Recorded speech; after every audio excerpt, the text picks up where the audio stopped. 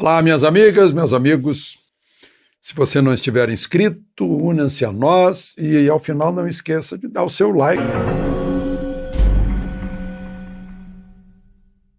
Bom, primeiro registro, resultado da eleição de hoje em Macapá. A eleição ficou atrasada por causa dos cortes de energia elétrica. Perdeu o irmão do Alcolumbre, o Josiel.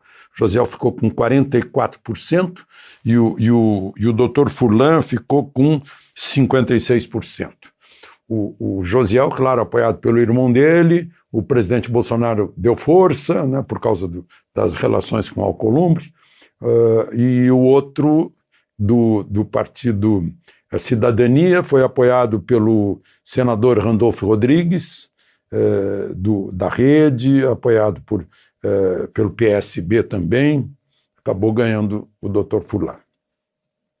Bom, segundo o assunto de hoje, é essa decisão de alguns ministros do Supremo de não tirar férias, né? Normalmente, nas férias, no recesso, que vai de hoje até o fim de janeiro, o presidente vai dividindo com o vice-presidente, no caso, a vice-presidente. Presidente, ministro Fux, a vice-presidente, ministra Rosa Weber. Vai dividindo as ações de urgência que lá chegam, né? Pedidos de habeas corpus, principalmente, e ações com liminares, né? Quando há pressa, né? Porque se atrasar, vai em prejuízo de alguém. E aí os ministros Gilmar Mendes, Marco Aurélio, Alexandre de Moraes e Lewandowski já disseram que não vão tirar férias, querem continuar recebendo. Aí todo mundo está interpretando, bom, Marco Aurélio tá de briga com o ministro Fux, né? Por causa de um habeas corpus, daquele bandido que nunca mais voltou, né? Gilmar Mendes é tido assim como garantista, ele está esperando o habeas corpus para soltar o preso. Às vezes o preso não fica preso horas, né? E os ministros Lewandowski e Moraes estão característica assim de militância, ativismo, vamos chamar, um eufemismo, né? Com ações contra o governo. Qualquer ação contra o governo é por sorteio, mas a gente nota uma militância muito grande. O ministro Fux já se manifestou mais de uma vez, o ministro Marco Aurélio também, né, que o Supremo está sendo usado como instrumento de pequenos partidos que não têm voto, né? Tem pouco voto na urna e não tem voto suficiente para fazer o plenário tomar alguma decisão, então recorrem ao Supremo e o Supremo substitui o que seria o poder político, né, e não o poder judiciário. O ministro Fux já mostrou que as questões políticas são decididas no foro político próprio, que é o Congresso Nacional, mas esses ministros ativistas aí não querem saber. Enfim, a situação é essa, né? E a gente vai esperando aí que aconteça alguma coisa. O ministro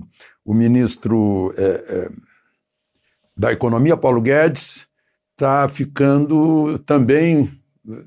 cancelou as férias, uma parte delas, para acompanhar na Câmara aí essa questão ainda do 13º salário sobre o Bolsa Família, que está dando um problema aí com Rodrigo Maia. Rodrigo Maia está inventando problema para todo mundo, inclusive para o seu próprio partido, né?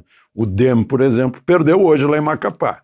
O DEM teve excelentes resultados na última eleição, na eleição municipal, né? Mas o Rodrigo Maia está provocando rachas no partido pela atitude dele, que o desespero em que ele entrou, não tinha plano B, ele queria continuar sendo presidente da Câmara, não deu certo por causa do voto do ministro Fux, que parece ter surpreendido outros ministros, né? Deu 6-5, mas enfim... 6-5 numa leitura fácil da Constituição, que deveria ter dado 11-0, né? Mas, enfim, o ministro Paulo Guedes ficou à espera. Muita gente acha, puxa, a Câmara ficou só discutindo uma pandemia e tal, outra sucessão, né, quem vai ser o presidente da Câmara e tal, mas olhem só os números aqui. Tem números desse ano que surpreendem, né? Não são só os números da pandemia, da economia, né? A arrecadação, que é maior que a do ano passado nesses últimos meses, né? as exportações, o superávit comercial. Ano passado não tinha pandemia e está perdendo para esse ano. E também a produção lá do Congresso, recordes, 75 projetos de lei aprovados na Câmara e no Senado. No ano passado foram 54. Ou seja, esse ano, com pandemia, deu 39% a mais, né?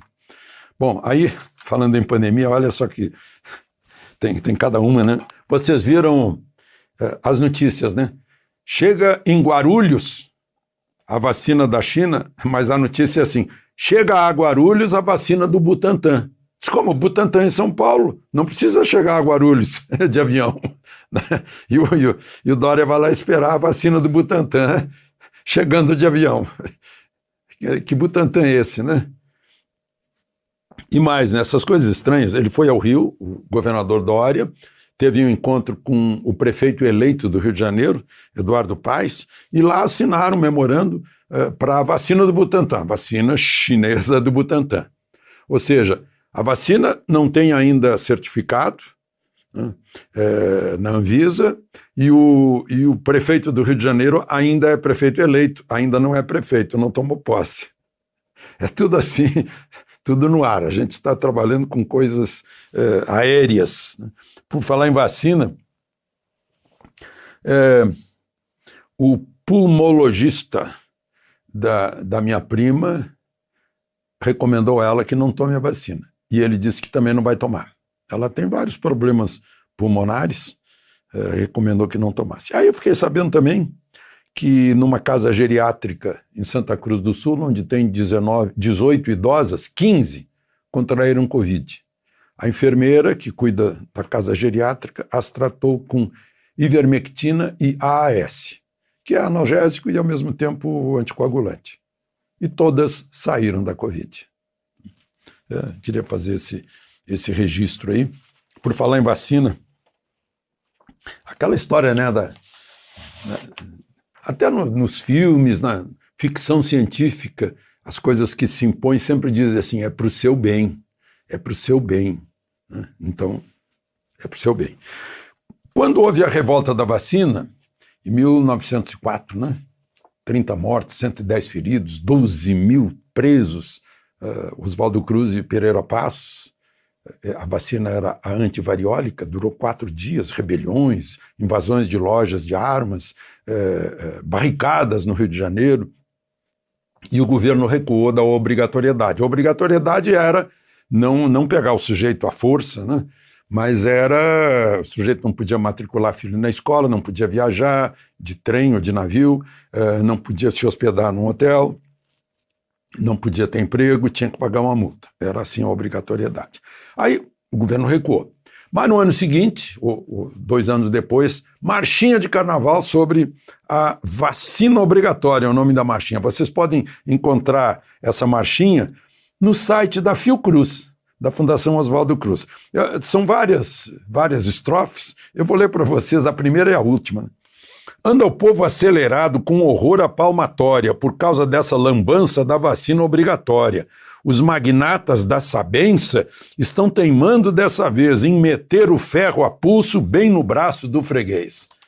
E lá na última, interpretada por Mário Pinheiro, sucesso no Carnaval de 1907.